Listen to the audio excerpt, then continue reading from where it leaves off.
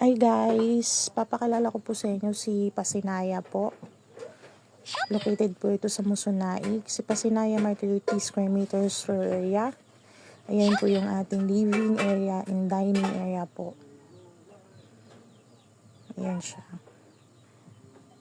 Ayan po yung kanyang bathroom, 1 toilet and bath po. And sa labas po, ayan. Meron po pong pasok po dito yung ating mga minimum wage earner po na nagre-range po ng 14K pataas.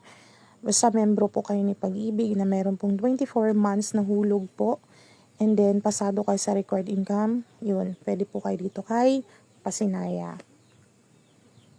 Ayan po yung ating bedroom. Pwede pong dalawa. Provision for 2 bedrooms po si Pasinaya natin. Bare type po yung inyong unit po na